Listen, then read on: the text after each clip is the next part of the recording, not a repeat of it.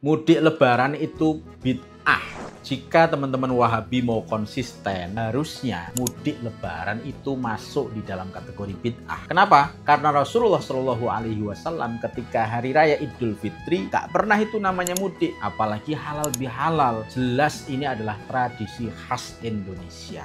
Lah, ustadz-ustadz mereka itu biasanya ngeles gini, mudik kan bukan urusan agama, jadi bukan bid'ah. Loh. Berarti Anda mudik mau halal bihalal, silaturahim sama orang tua ketika lebaran, ini tidak mengharap pahala dari Allah. Itu berarti urusan transaksional duniawi. Oh begitu ceritanya ya. Oke. Coba kita pikir deh, tanpa adanya lebaran Idul Fitri, kira-kira ada tradisi mudik sedemikian rupa tidak? Orang berbondong-bondong pulang kampung untuk halal bihalal. Orang Mekah dan Madinah pun tidak ada itu namanya tradisi mudik. Saat lebaran usai, setelah sholat, ya pulang ke rumah, tidur.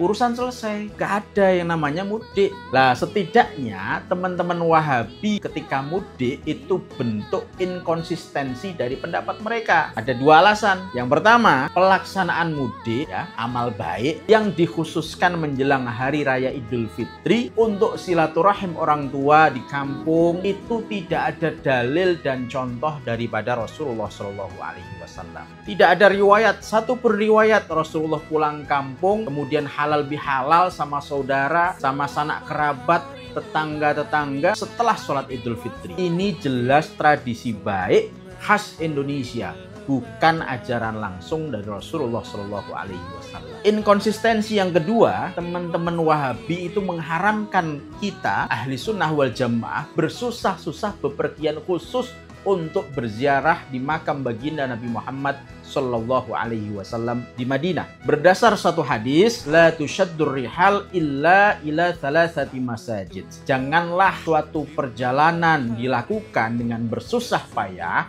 kecuali untuk 3 masjid. Yang pertama adalah Masjidil Haram di Mekah. Yang kedua Masjidil Aqsa di Palestina. Dan yang ketiga adalah Masjidi atau Masjid Madinatul Munawwarah di Madinah. Mereka beralasan bahwa perbuatan tersebut itu merupakan takarrub, mendekatkan diri kepada Allah, tidak perlu bersusah-susah selain bepergian menuju ketiga masjid tadi. Wah, ini berarti juga sebenarnya pas kalian umroh terus plus tambahan ke Masjid Biru di Turki atau Masjid Syekh Zayed di Abu Dhabi itu haram menurut orang-orang Wahabi. Lah, apalagi mudik, kita bersusah payah, macet-macetan, berjam-jam, kadang berhari-hari membuat perjalanan untuk ke kampung halaman. Untuk apa? Bersilaturahim ke orang tua. Ada yang bertujuan untuk ngelongok kubur orang tua. Ingat loh ya, ziarah itu ulama semua sepakat boleh loh ya, sunnah loh ya.